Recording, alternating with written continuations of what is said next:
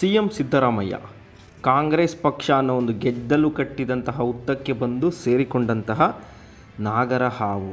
ಯಾರೋ ಕೆಲಸ ಮಾಡಿದ್ರೆ ಇವ್ರು ಬಂದು ಸೇರಿಕೊಂಡು ಮುಖ್ಯಮಂತ್ರಿ ಆಗ್ಬಿಟ್ರು. ಸಿದ್ದರಾಮಯ್ಯನಿಂದ ಕಾಂಗ್ರೆಸ್ ಅಲ್ಲ, ಕಾಂಗ್ರೆಸ್ಸಿಂದ ಸಿದ್ದರಾಮಯ್ಯ.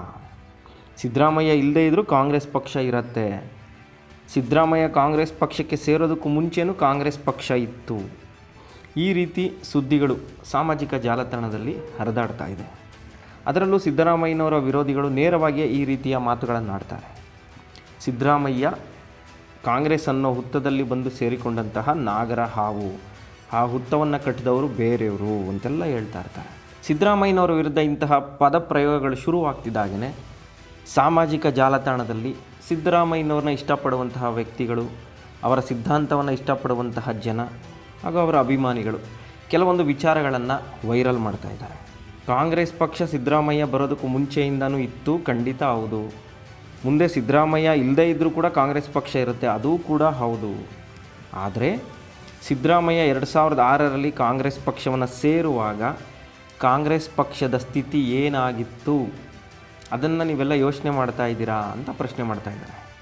ಸಿದ್ದರಾಮಯ್ಯನವರು 2006 ನವೆಂಬರ್ ತಿಂಗಳಲ್ಲಿ ಕಾಂಗ್ರೆಸ್ ಪಕ್ಷವನ್ನು ಸೇರ್ತಾರೆ. ಆನಂತರ ಡಿಸೆಂಬರ್ನಲ್ಲಿ ಚಾಮುಂಡೇಶ್ವರಿ ಕ್ಷೇತ್ರದ ಉಪಚುನಾವಣೆ ಆಗುತ್ತೆ. ಆ ಚುನಾವಣೆಯಲ್ಲಿ ಜಯಬೇರಿಯನ್ನು ಬಾರಿಸ್ತಾರೆ. ಸಿದ್ದರಾಮಯ್ಯ 2006ನೇ ಇಸ್ವಿನಲ್ಲಿ ಕಾಂಗ್ರೆಸ್ ಪಕ್ಷಕ್ಕೆ ಬಂದಾಗ ಕಾಂಗ್ರೆಸ್ ಪಕ್ಷದ ಸ್ಥಿತಿ ನಿಜಕ್ಕೂ ಶೋಚನೀಯ ಸ್ಥಿತಿಯನ್ನು ತಲುಪಿರುತ್ತೆ.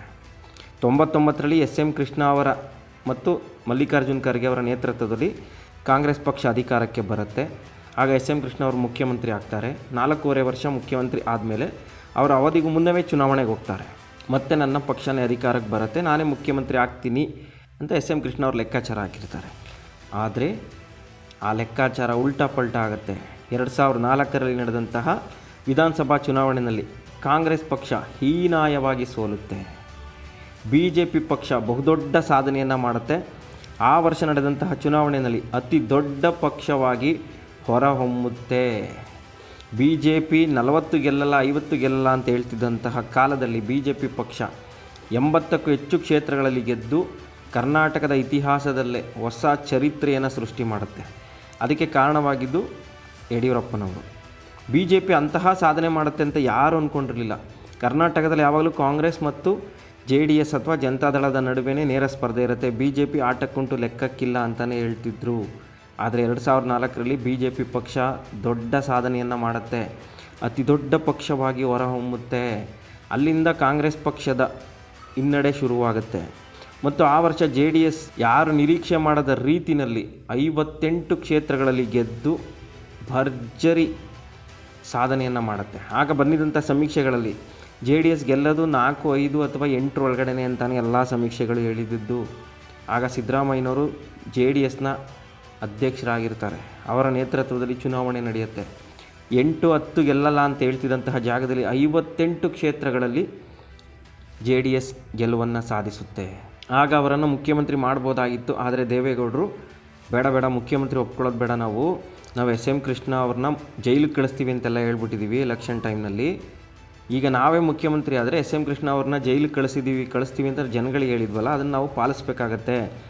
ಆಗ ಜನಗಳಿಗೆ ತಪ್ಪು ಮೆಸೇಜ್ ಹೊಟ್ಟೋಗ್ಬಿಡುತ್ತೆ, ನಾವೇನು ಮಾಡಲಿಲ್ಲ ಅಂದರೆ. ಹೀಗಾಗಿ ಸದ್ಯಕ್ಕೆ ನಾವು ಉಪಮುಖ್ಯಮಂತ್ರಿ ಸ್ಥಾನವನ್ನು ಒಪ್ಕೊಳ್ಳೋಣ ಅಂತ ಸಿದ್ದರಾಮಯ್ಯನವ್ರಿಗೆ ದೇವೇಗೌಡರು ಹೇಳಿದ್ರು ಅಂತ ಆಗ ಪತ್ರಿಕೆಗಳ ಸುದ್ದಿ ಆಗಿತ್ತು. ದೇವೇಗೌಡರ ಮಾತನ್ನು ಸಿದ್ದರಾಮಯ್ಯನವರು ಒಲ್ಲದ ಮನಸ್ಸಿನಲ್ಲಿ ಒಪ್ಕೋತಾರೆ. ಆಯಿತು, ಹಿರಿಯರಿಗೆ ಗೌರವ ಕೊಡೋಣ, ನೋಡೋಣ ಮುಂದಕ್ಕೆ ಅಂತೇಳಿ ಸುಮ್ಮನಾಗ್ತಾರೆ. ಅವ್ರು ಮನಸ್ಸು ಮಾಡಿದ್ದಿದ್ರೆ ಸಿದ್ದರಾಮಯ್ಯನವರು ಆವತ್ತೇ 30ರಿಂದ 40 ಜನನ ಕರ್ಕೊಂಡೋಗಿ BJP ಜೊತೆ ಸರ್ಕಾರವನ್ನು ರಚನೆ ಮಾಡ್ಬೋದಾಗಿತ್ತು. ಸಿದ್ದರಾಮಯ್ಯನವರು ಕಣ್ಣು ಮುಚ್ಚಿಕೊಂಡು ಮುಖ್ಯಮಂತ್ರಿ ಆಗ್ತಾಯಿದ್ರು. ಆದರೆ ಸಿದ್ದರಾಮಯ್ಯನವರು ಅಂತಹ ಸಾಹಸಕ್ಕೆ ಕೈ ಹಾಕೋದಿಲ್ಲ. ಹಿರಿಯರಾದ ದೇವೇಗೌಡರಿಗೆ ಬೆಲೆ ಕೊಡಬೇಕು ಅಂತೇಳಿ ಉಪಮುಖ್ಯಮಂತ್ರಿ ಸ್ಥಾನಕ್ಕೆ ತೃಪ್ತಿ ಪಟ್ಕೋತಾರೆ. ಈ ರೀತಿ ಸಿದ್ದರಾಮಯ್ಯನವರ ಕಾರಣದಿಂದ ಜನತಾದಳ 58 ಕ್ಷೇತ್ರದಲ್ಲಿ ಗೆಲ್ಲುತ್ತೆ. ನಂತರ ನಡೆದಂತಹ ರಾಜಕೀಯ ಅಲ್ಲೋಲ ಕಲ್ಲೋಲದಿಂದ ಸಿದ್ದರಾಮಯ್ಯನವ್ರನ್ನ ದೇವೇಗೌಡರು ಪಕ್ಷದಿಂದ ಹೊರ ಹಾಕ್ತಾರೆ. ಆಗ ಅವರು ಅಖಿಲ ಭಾರತ ಪ್ರಗತಿಪರ ಜನತಾದಳ ಅನ್ನೋ ಒಂದು ಪಾರ್ಟಿಯನ್ನು ಕಟ್ತಾರೆ. ಆಗ ನಡೆದಂತಹ ಜಿಲ್ಲಾ ಪಂಚಾಯತ್, ತಾಲೂಕ್ ಪಂಚಾಯತ್ ಚುನಾವಣೆಯಲ್ಲಿ ಭರ್ಜರಿ ಸಾಧನೆಯನ್ನು ಮಾಡ್ತಾರೆ. ಪಕ್ಷ ಕಟ್ಟಿದ್ದು ಕೇವಲ 3 ತಿಂಗಳಾಗಿರುತ್ತೆ. ಆ ಟೈಮ್ನಲ್ಲೇ ಅಖಿಲ ಭಾರತ ಪ್ರಗತಿಪರ ಜನತಾದಳ ಅನ್ನೋ ಒಂದು ಪಕ್ಷ ಬಹುದೊಡ್ಡ ಸಾಧನೆಯನ್ನು ಮಾಡುತ್ತೆ ಮೈಸೂರು ಭಾಗದಲ್ಲಿ. ಸಿದ್ದರಾಮಯ್ಯನವರು ಸ್ವಂತ ಪಕ್ಷ ಕಟ್ಟಿ ತೋರಿಸಲಿ ನೋಡೋಣ ಹಾಗೆ ಹೇಗೆ ಅಂತಿದ್ರಲ್ಲ, ಆಗ ಸಿದ್ದರಾಮಯ್ಯನವರು ಸ್ವಂತ ಪಕ್ಷವನ್ನು ಕಟ್ಟಿ ಸ್ಥಳೀಯ ಸಂಸ್ಥೆ ಚುನಾವಣೆಯಲ್ಲಿ ಭರ್ಜರಿ ಸಾಧನೆಯನ್ನು ಮಾಡ್ತಾರೆ. ಮೈಸೂರಿನ ಹಲವು ಕಡೆ ಜಿಲ್ಲಾ ಪಂಚಾಯತ್, ತಾಲೂಕು ಪಂಚಾಯತ್ನಲ್ಲಿ ಸಿದ್ದರಾಮಯ್ಯನವರ ಪಕ್ಷ ಗೆಲುವನ್ನು ಸಾಧಿಸುತ್ತೆ. ಅದನ್ನು ನೋಡಿದಂತಹ ಸೋನಿಯಾ ಗಾಂಧಿಯವರು ಸಿದ್ದರಾಮಯ್ಯನವ್ರನ್ನ ಬಿಡಬಾರ್ದು, ನಾವು ನಮ್ಮ ಪಕ್ಷಕ್ಕೆ ಸೇರಿಸ್ಕೋಬೇಕು ಅಂತ ತೀರ್ಮಾನ ಮಾಡ್ತಾರೆ. ಅವರೇ ಖುದ್ದು ಆಸಕ್ತಿಯನ್ನು ವಹಿಸಿ ಸಿದ್ದರಾಮಯ್ಯನವ್ರನ್ನ ಕಾಂಗ್ರೆಸ್ ಪಕ್ಷಕ್ಕೆ ಬರಮಾಡ್ಕೋತಾರೆ. ಬೆಂಗಳೂರಿಗೆ ಬಂದು ಸಿದ್ದರಾಮಯ್ಯನವ್ರನ್ನ ಪಕ್ಷಕ್ಕೆ ಸ್ವಾಗತ ಮಾಡ್ತಾರೆ. ಈ ಥರ ಕಾಂಗ್ರೆಸ್ ಹೈಕಮಾಂಡ್ ಒಬ್ಬ ನಾಯಕನನ್ನು ಪಕ್ಷಕ್ಕೆ ಸೇರಿಸ್ಕೊಳ್ಳೋಕ್ಕೆ ಬರ್ತಾ ಇದೆ ಅಂದರೆ ಆ ನಾಯಕ ಬಹಳ ವರ್ಚಸ್ವಿ ನಾಯಕ ಅನ್ನೋದು ಎಲ್ಲರೂ ನಂಬಿದಂಥ ವಿಚಾರ. ಸಿದ್ದರಾಮಯ್ಯ ವರ್ಚಸ್ವಿ ನಾಯಕ ಅನ್ನೋ ಕಾರಣಕ್ಕೆ ಸೋನಿಯಾ ಗಾಂಧಿ ಖುದ್ದು ಬೆಂಗಳೂರಿಗೆ ಬಂದು ಸಿದ್ದರಾಮಯ್ಯನವ್ರನ್ನ ಪಕ್ಷಕ್ಕೆ ಬರಮಾಡ್ಕೋತಾರೆ. ಸಿದ್ದರಾಮಯ್ಯ ಮತ್ತು ಅವ್ರ ಜೊತೆ ಬಂದಿದ್ದಂತಹ MLAಗಳು ಎಲ್ಲರನ್ನೂ ಪಕ್ಷಕ್ಕೆ ಬರಮಾಡ್ಕೋತಾರೆ. ಆಗ ಸಿದ್ದರಾಮಯ್ಯನವರು ಒಂದು ಷರತ್ತು ಹಾಕಿರ್ತಾರೆ ಸೋನಿಯಾ ಗಾಂಧಿಯವರಿಗೆ, ನಾನು ಕಾಂಗ್ರೆಸ್ಸಿಗೆ ಬರ್ತೀನಿ, ಆದರೆ 2009ರಲ್ಲಿ ನಡೆಯುವಂತಹ ಚುನಾವಣೆಯಲ್ಲಿ ನನ್ನ ಜೊತೆ ಯಾರ್ಯಾರು ಬಂದಿದ್ದಾರೋ MLAಗಳು ಅವರೆಲ್ಲರಿಗೂ ಕಾಂಗ್ರೆಸ್ ಪಕ್ಷದ ಟಿಕೆಟನ್ನು ಕೊಡಬೇಕು ಅನ್ನೋ ಒಂದು ಷರತ್ತನ್ನು ಹಾಕಿ ಕಾಂಗ್ರೆಸ್ ಪಕ್ಷವನ್ನು ಸೇರ್ತಾರೆ. ಆಯಿತು ಅಂತೇಳಿ ಸೋನಿಯಾ ಗಾಂಧಿಯವರು ಒಪ್ಕೋತಾರೆ. ಆ ನಂತರ ಸಿದ್ದರಾಮಯ್ಯನವರು ಕಾಂಗ್ರೆಸ್ನಲ್ಲಿ ಅವರ ನಾಯಕತ್ವದ ರಾಜ್ಯಭಾರ ಶುರುವಾಗುತ್ತೆ. ಆ ರೀತಿ ಕಾಂಗ್ರೆಸ್ ಪಕ್ಷ ಆ ಟೈಮ್ನಲ್ಲಿ ಬಹಳ ಶೋಚನೀಯ ಸ್ಥಿತಿಯನ್ನು ತಲುಪಿರುತ್ತೆ. SM ಕೃಷ್ಣ ಅವರು ಮುಖ್ಯಮಂತ್ರಿ ಸ್ಥಾನದಿಂದ ಕೆಳಗಿಳಿದ ಮೇಲೆ. ಆ ಟೈಮ್ನಲ್ಲಿ ಕರ್ನಾಟಕದಲ್ಲಿ BJP ಕೂಡ ಪುಟ್ಟಿದೇಳ್ತಾ ಇರುತ್ತೆ. ಇಂತಹ ಸಂದರ್ಭದಲ್ಲಿ ಅವರು ಕಾಂಗ್ರೆಸ್ ಪಕ್ಷವನ್ನು ಸೇರಿಕೊಳ್ಳೋದು. ಕಾಂಗ್ರೆಸ್ ಪಕ್ಷ ಅಧಿಕಾರದಲ್ಲಿದ್ದಾಗ ಸಿದ್ದರಾಮಯ್ಯ ಕಾಂಗ್ರೆಸ್ ಪಕ್ಷವನ್ನು ಸೇರಿದ್ದಲ್ಲ. ಕಾಂಗ್ರೆಸ್ ಅಧಿಕಾರವನ್ನು ಕಳ್ಕೊಂಡು ದಿನೇ ದಿನೇ ಅದರ ಜನಪ್ರಿಯತೆ ಕಡಿಮೆ ಆಗ್ತಿರೋ ಹೊತ್ತಲ್ಲಿ ಅವರು ಕಾಂಗ್ರೆಸ್ ಪಕ್ಷವನ್ನು ಸೇರ್ತಾರೆ.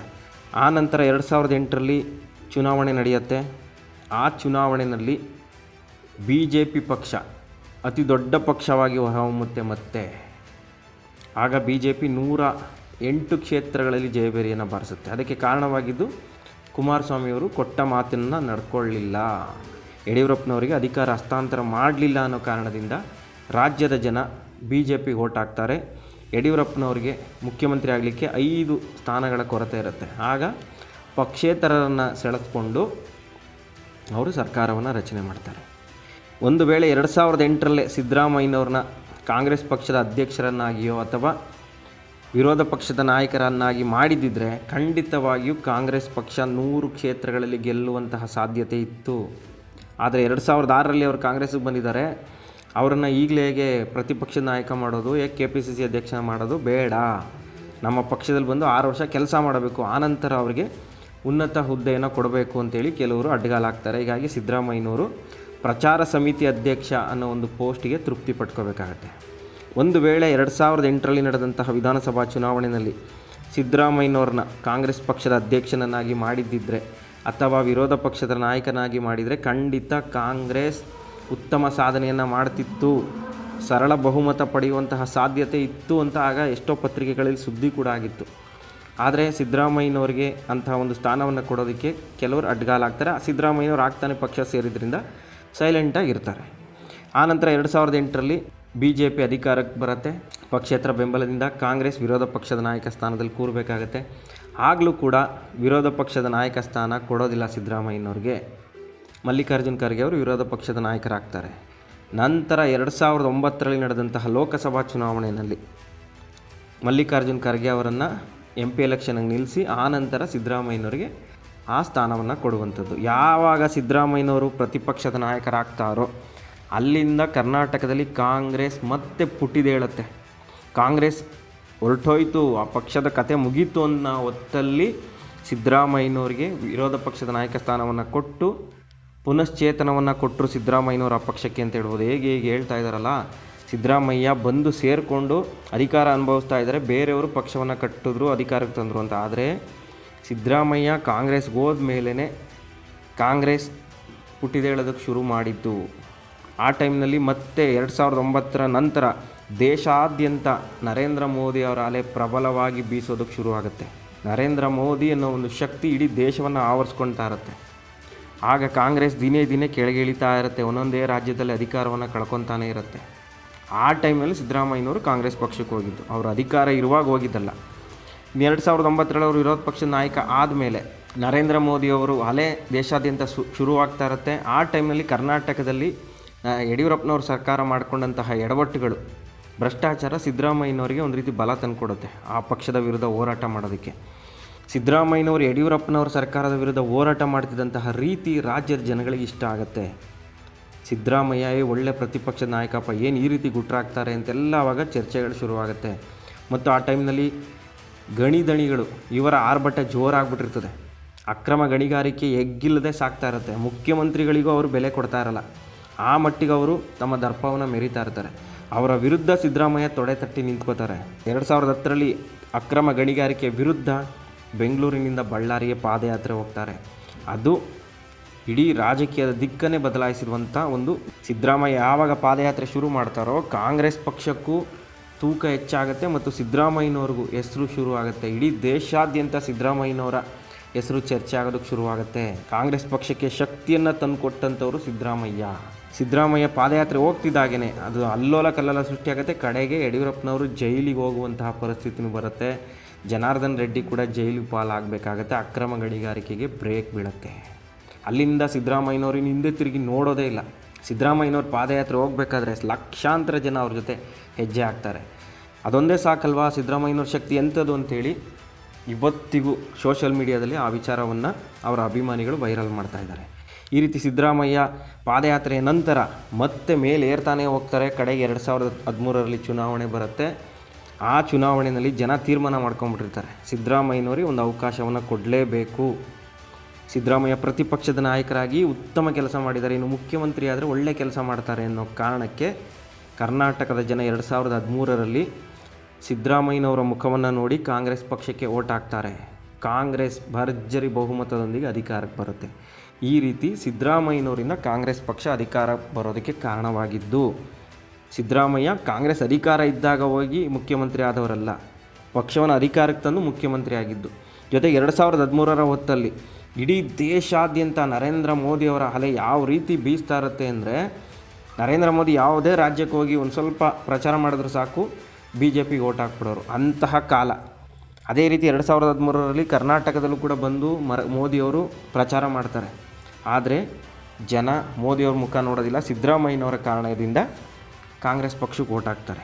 ಈ ರೀತಿ ಸಿದ್ದರಾಮಯ್ಯನವರು ನರೇಂದ್ರ ಮೋದಿ ಅನ್ನೋ ಒಂದು ಶಕ್ತಿಯನ್ನು ತಡೆಗಟ್ಟಿ 2013ರಲ್ಲಿ ಕರ್ನಾಟಕದಲ್ಲಿ ಕಾಂಗ್ರೆಸ್ ಪಕ್ಷವನ್ನು ಅಧಿಕಾರ ತರೋದಲ್ಲಿ ಯಶಸ್ವಿ ಆಗ್ತಾರೆ. ಅದಾದ ಮರು ವರ್ಷಕ್ಕೆ ಸೆಂಟ್ರಲ್ನಲ್ಲಿ ಚುನಾವಣೆ ನಡೆಯುತ್ತೆ. ಅಲ್ಲಿ ನರೇಂದ್ರ ಮೋದಿಯವರು ಅಧಿಕಾರವನ್ನು ಹಿಡಿತಾರೆ. ಈ ರೀತಿ ನರೇಂದ್ರ ಮೋದಿ ಅಲೆ ಶುರು ಆದಮೇಲೆ, ನರೇಂದ್ರ ಮೋದಿಯವರ ಜಮಾನ ಶುರು ಆದಮೇಲೆ ಸಿದ್ದರಾಮಯ್ಯ ಕಾಂಗ್ರೆಸ್ ಪಕ್ಷದ ಚುಕ್ಕಾಣಿಯನ್ನು ಹಿಡಿದಿದ್ದು. ಇವತ್ತು ನರೇಂದ್ರ ಮೋದಿ ಯಾವ ಥರ ಶಕ್ತಿಯಾಗಿ ಬೆಳೆದಿದ್ದಾರೆ ದೇಶದಲ್ಲಿನ ಪ್ರತಿಯೊಬ್ಬರಿಗೂ ಗೊತ್ತು. ಅವರೇನಾದರೂ ಆ ರಾಜ್ಯಗಳಿಗೆ ಹೋದರೆ ಅಲ್ಲಿ ಜನ ಓಟ್ ಹಾಕ್ಬಿಡ್ತಾರೆ. ಆ ಮಟ್ಟಿಗೆ ಜನಗಳನ್ನ ಮೋಡಿ ಮಾಡ್ತಾ ಇದ್ದಾರೆ ನರೇಂದ್ರ ಮೋದಿಯವರು. ಆದರೆ ಅದೇ ಮೋಡಿ ಕರ್ನಾಟಕದಲ್ಲಿ ನಡೀತಾನೇ ಇಲ್ಲ. 2013ರಲ್ಲೂ ಸಿದ್ದರಾಮಯ್ಯನವರು ನರೇಂದ್ರ ಮೋದಿ ಶಕ್ತಿಗೆ ತಡೆ ಹಾಕಿ ಕಾಂಗ್ರೆಸ್ನ ಅಧಿಕಾರಕ್ಕೆ ತರ್ತಾರೆ.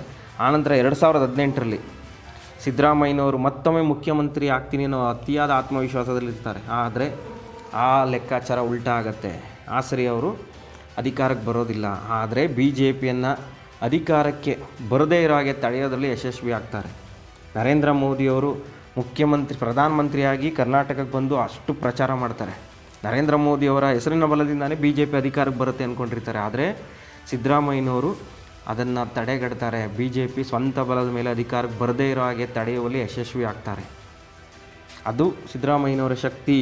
ಸಿದ್ದರಾಮಯ್ಯ ಇಲ್ಲ ಅಂದಿದ್ರೆ BJP ಆವತ್ತೇ ಕರ್ನಾಟಕದಲ್ಲಿ ಬಹುಮತದೊಂದಿಗೆ ಸರ್ಕಾರವನ್ನು ರಚನೆ ಮಾಡಿಬಿಡ್ತಿತ್ತು ಅಂಥೇಳಿ ಇವತ್ತು ಸಿದ್ದರಾಮಯ್ಯನವ್ರ ಬೆಂಬಲಿಗರು ಸಾಮಾಜಿಕ ಜಾಲತಾಣದಲ್ಲಿ ಈ ವಿಚಾರವನ್ನು ವೈರಲ್ ಮಾಡ್ತಿರೋದು. ಆನಂತರ 2018ರಿಂದ 23 ತನಕ ನರೇಂದ್ರ ಮೋದಿಯವರ ಅಲೆ ಅದೇ ರೀತಿ ಬೀಸ್ತಾ ಇರುತ್ತೆ. ಇಡೀ ದೇಶದಲ್ಲಿ ಎಲ್ಲ ರಾಜ್ಯನೂ ಗೆಲ್ತಾ ಇರ್ತಾರೆ. ಆದರೆ ಕರ್ನಾಟಕದಲ್ಲಿ ಮಾತ್ರ ಸಾಧ್ಯವಾಗೋದಿಲ್ಲ. 2023ರಲ್ಲೂ ಆಗಲೂ ಕೂಡ ನರೇಂದ್ರ ಮೋದಿಯವ್ರನ್ನ ತಡೆದಿದ್ದು ಇದೇ ಸಿದ್ದರಾಮಯ್ಯ. ನರೇಂದ್ರ ಮೋದಿಯವರು 2023ರ ಚುನಾವಣೆಯನ್ನು ಚಾಲೆಂಜ್ ಆಗಿ ತಗೊಬಿಟ್ಟಿರ್ತಾರೆ. ಕರ್ನಾಟಕದ ಯಾವ ನಾಯಕನೂ ಬೇಡ ನಮಗೆ BJP ನಾಯಕ, ನನ್ನ ಹೆಸರಿನ ಬಲದಿಂದಾನೇ ಅಧಿಕಾರಕ್ಕೆ ತತ್ತೀನಿ ಕರ್ನಾಟಕದಲ್ಲಿ ಅಂತೇಳಿ ಯಡಿಯೂರಪ್ಪನವ್ರನ್ನ ಮೂಲೆ ಗುಂಪು ಮಾಡಿ ನರೇಂದ್ರ ಮೋದಿಯವರು ಎಲ್ಲ ಕಡೆ ರೋಡ್ ಶೋ ಮಾಡ್ತಾರೆ. ರೋಡ್ ಶೋಗೆ ಲೆಕ್ಕನೇ ಇಲ್ಲ. ಮಂಡ್ಯದಲ್ಲಿ ರೋಡ್ ಶೋ ಮಾಡ್ತಾರೆ, ಮೈಸೂರಲ್ಲಿ ರೋಡ್ ಶೋ ಮಾಡ್ತಾರೆ, ಚಾಮರಾಜನಗರದಲ್ಲಿ, ಬೆಳಗಾಂನಲ್ಲಿ, ಮಂಗಳೂರಿನಲ್ಲಿ, ಈ ರೀತಿ ಎಲ್ಲ ಕಡೆ ರೋಡ್ ಶೋ ಮಾಡ್ತಾರೆ. ಆದರೆ ಪಕ್ಷವನ್ನು ಅಧಿಕಾರಕ್ಕೆ ತರೋದಕ್ಕಾಗೋದಿಲ್ಲ. ಮತ್ತು ಅವ್ರು ಎಲ್ಲೆಲ್ಲಿ ರೋಡ್ ಶೋ ಮಾಡಿದ್ರು ಅಲ್ಲೆಲ್ಲ BJP ಸೋಲುತ್ತೆ. ಆ ರೀತಿ BJP ಸೋಲೋದಕ್ಕೆ ಕಾರಣವಾಗಿದ್ದು ಇದೇ ಸಿದ್ದರಾಮಯ್ಯ. ಸಿದ್ದರಾಮಯ್ಯ ಇಲ್ಲ ಅಂದಿದ್ರೆ 2023ರಲ್ಲಿ ಕಾಂಗ್ರೆಸ್ ಖಂಡಿತವಾಗಿಯೂ ಅಧಿಕಾರಕ್ಕೆ ಬರೋಕ್ಕೆ ಸಾಧ್ಯವೇ ಇಲ್ಲ. ನರೇಂದ್ರ ಮೋದಿ ಅನ್ನೋ ಒಂದು ಅಲೆಯ ಮುಂದೆ ಕರ್ನಾಟಕದಲ್ಲಿ ಕಾಂಗ್ರೆಸ್ ಆಟ ನಡೀತಿರಲಿಲ್ಲ. ಸಿದ್ದರಾಮಯ್ಯನವರ ಕಾರಣದಿಂದ ನರೇಂದ್ರ ಮೋದಿ ಅಲೆ ಓಡಿಸಿ ಅಲ್ಲಿ ಸಿದ್ದರಾಮಯ್ಯನವರ ಸುನಾಮಿ ಶುರುವಾಗತ್ತೆ. ಹೀಗಾಗಿ ಕರ್ನಾಟಕದಲ್ಲಿ ಕಾಂಗ್ರೆಸ್ ಅಧಿಕಾರಕ್ಕೆ ಬಂದಿದ್ದೇ ಹೊರತು ಅಧಿಕಾರ ಬಂದ ಮೇಲೆ ಬಂದು ಅವ್ರು ಮುಖ್ಯಮಂತ್ರಿ ಆಗಿರೋದಲ್ಲ. ಇದನ್ನು ಅರ್ಥ ಮಾಡಿಕೊಂಡು ಸಿದ್ದರಾಮಯ್ಯನವ್ರಿಗೆ ತೊಂದರೆ ಕೊಡದೇನೆ ಅವ್ರಿಗೆ ಮುಖ್ಯಮಂತ್ರಿ ಸ್ಥಾನದಲ್ಲಿ ಮುಂದುವರಿಯೋದಕ್ಕೆ ಬಿಡಿ ಅಂತೇಳಿ ಇವತ್ತು ಸಾಮಾನ್ಯ ಜನ ಮತ್ತು ಸಿದ್ದರಾಮಯ್ಯನವ್ರ ಬೆಂಬಲಿಗರು ಆಗ್ರಹ ಮಾಡ್ತಾ ಇದ್ದಾರೆ. ಯಾರ್ಯಾರು ಸಿದ್ದರಾಮಯ್ಯನವ್ರಿಗೆ ಗೆದ್ದಲು ಹುಳ ಬಂದು ಸೇರಿಕೊಂಡ ನಾಗರಾವು ಅಂತ ಹೇಳ್ತಾ ಇದ್ದಾರೋ ಅವ್ರಿಗೆ ಅಂಕಿ ಅಂಶದ ಸಮೇತ ಈ ರೀತಿಯ ವಾದವನ್ನು ಇಡ್ತಾ ಇದ್ದಾರೆ. ಕಾಂಗ್ರೆಸ್ ಬಿದ್ದೋಗ್ತಾ ಇದೆ ಅನ್ನೋ ಹೊತ್ತಲ್ಲಿ ಬಂದು ಕಾಂಗ್ರೆಸ್ ಪಕ್ಷಕ್ಕೆ ಶಕ್ತಿಯನ್ನು ತುಂಬಿದವರು ಸಿದ್ದರಾಮಯ್ಯ ಹೊರತು ಕಾಂಗ್ರೆಸ್ ಶಕ್ತಿಯುತವಾಗಿರುವಾಗ ಬಂದು ಸೇರಿಕೊಂಡಿದ್ದಲ್ಲಪ್ಪ. ಕಾಂಗ್ರೆಸ್ ಅಧಿಕಾರದಲ್ಲಿದ್ದೇನಾದರೂ ಬಂದು ಸಿದ್ದರಾಮಯ್ಯನವರು ನಿಮ್ಮನ್ನೆಲ್ಲ ದೂರ ತಳ್ಳಿ ಅಧಿಕಾರ ಮುಖ್ಯಮಂತ್ರಿ ಆಗಿದ್ದರೆ ನೀವು ಕೇಳ್ಬೋದು. ಆದರೆ ಕಾಂಗ್ರೆಸ್ಸೇ ಶೋಚನೀಯ ಸ್ಥಿತಿ ಇತ್ತು.